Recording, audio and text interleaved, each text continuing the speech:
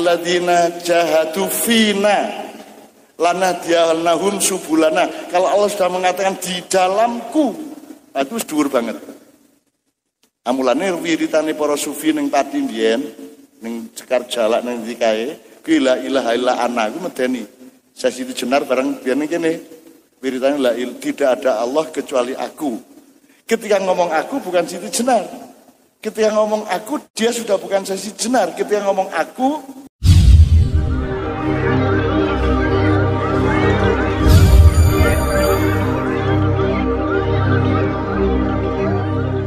Terima kasih. Assalamualaikum warahmatullahi wabarakatuh. Yang kami hormati Cak Nun, Habib Anis dan Pak Jalil. Mohon maaf ini ada sedikit pertanyaan. Bagaimanakah cara supaya kita mengenal Allah lewat diri pribadi kita sendiri? Hanya itu Pak. Mohon maaf atas pertanyaannya. Wassalamualaikum warahmatullahi wabarakatuh. Jadi misalnya dalam hidup kita mengalami ada dua tahap. Allah memberi panduan tawasau bil haqi wa tawasau sabr. Kemudian tahap berikutnya tawasau bil sabr wa tawasau bil marhamah. Ini sebenarnya satu eskalasi mental, satu komplikasi sosial dan budaya. Nah ini dua pedoman tadi tidak di dalam satu surat. Maka kalau baca Quran itu jangan hanya close up. Karena ada jodohnya ayat ini yang ada di surat jauh banget ada.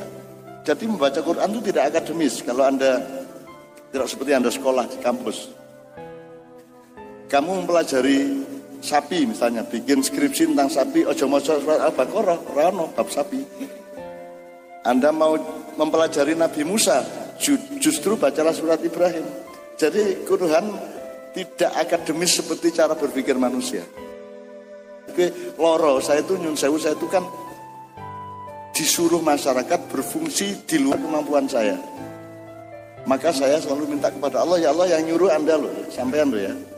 Jadi misalnya orang minta saya sembuhkan, ya saya kan tidak bisa, kan saya bilang sama Allah, yang menyuruh sampean berarti sampean yang bertanggung jawab pada kesembuhannya.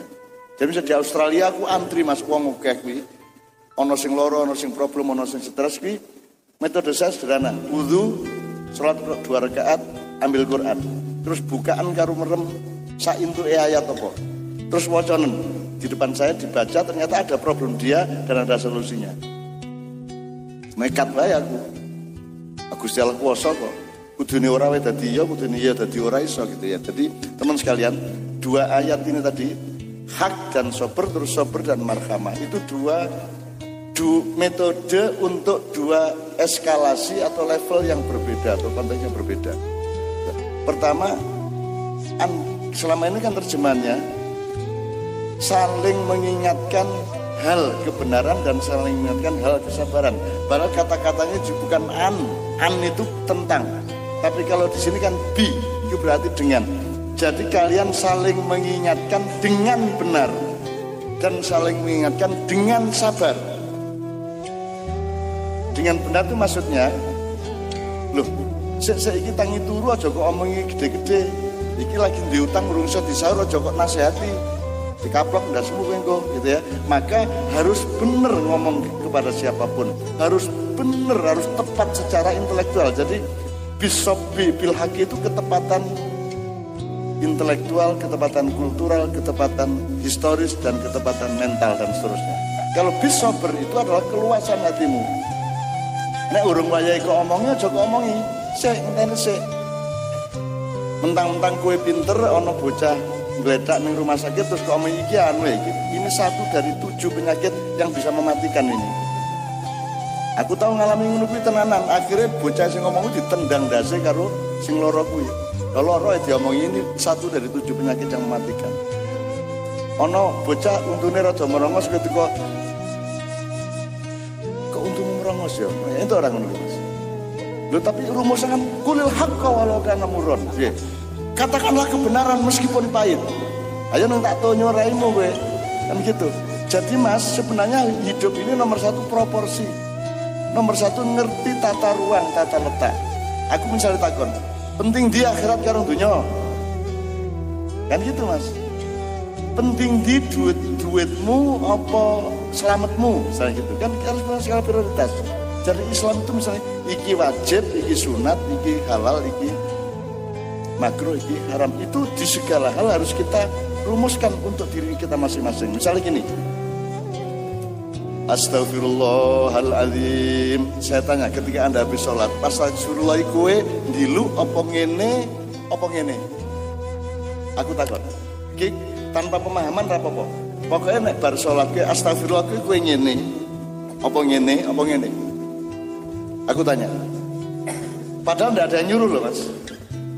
Tapi begitu Allahumma sholli, mulai ngene tak gue. Allahumma sholli wa sallim ala Muhammad, baru rada ndangak sidik ngadep ngene. Tapi ketika istighfar, Astaghfirullahaladzim li wali walidayya wal jami'il muslimin wal muslimat, mesti dulu mas. Karena istighfar itu adalah ghifrun ditambahi sin. Jadi nek aghsilu, ya, nek aghsilu pi aku ngumbah, nek ngumbah awakku aghtasilu. Ini cara Arab, ya. Istighfar, astaghfir itu kan ada tambahan huruf sin. Jadi nek urusan meminta maaf sama Allah, ya, yang menyangkut dirimu, maka kamu melihat dirimu sendiri. Mulanya astagfirullah mesti ngene, orang mungkin astagfirullahaladzim, orang mungkin nantang pun jenenge. Dan itu tidak dibimbing loh mas, tidak disuruh loh mas.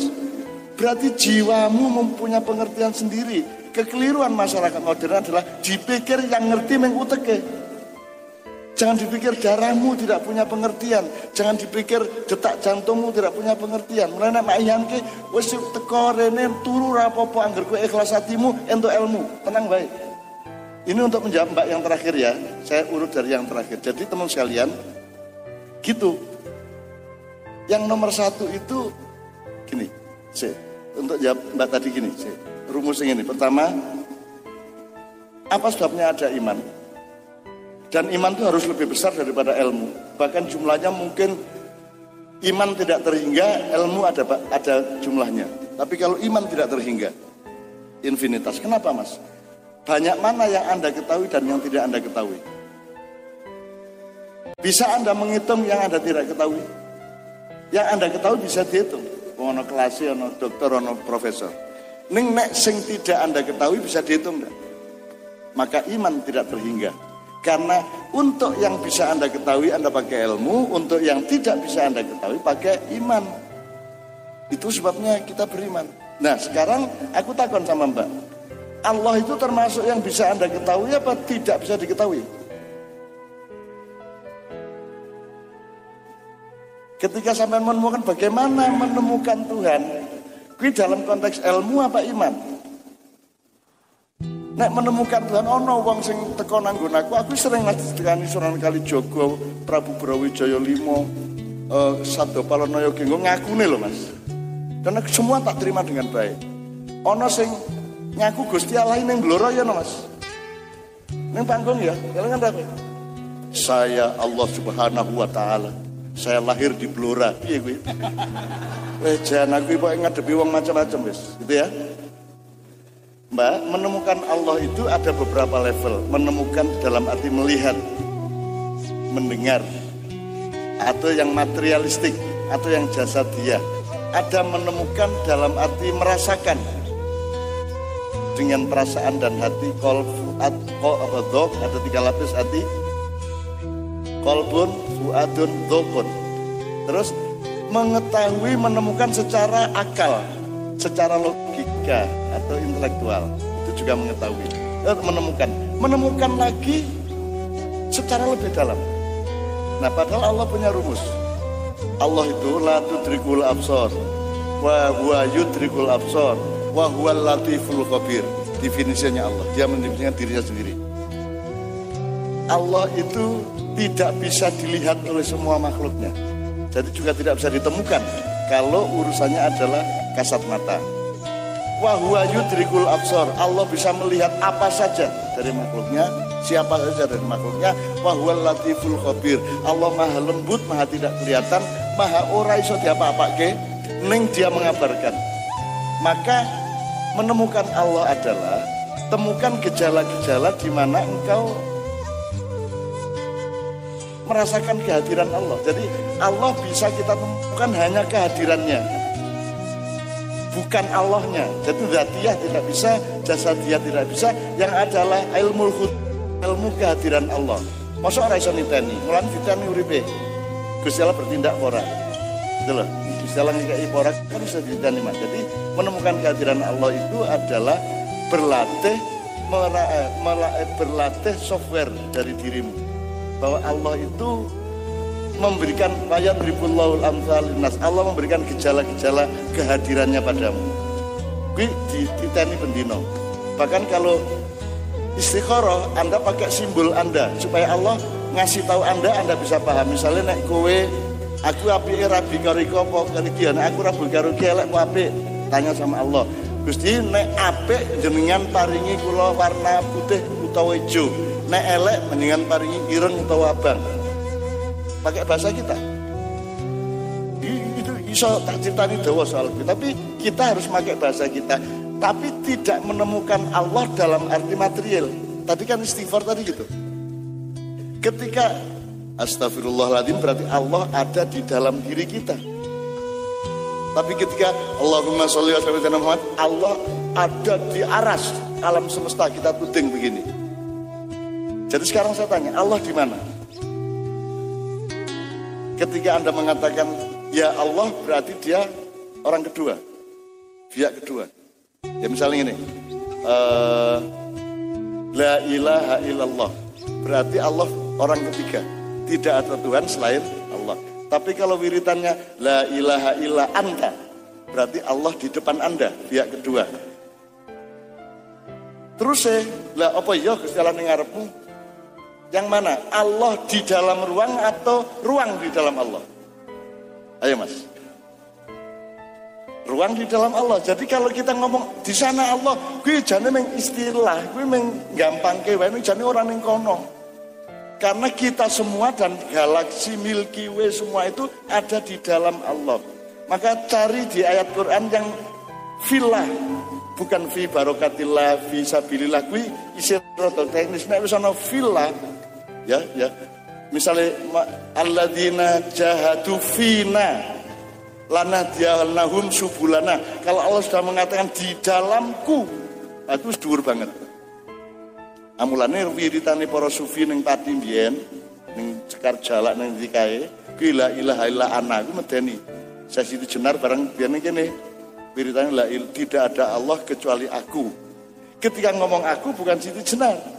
Ketika ngomong aku dia sudah bukan Sesi Jenar. Ketika ngomong aku tidak ada Tuhan selain aku, itu dia sudah dalam tauhid fillah.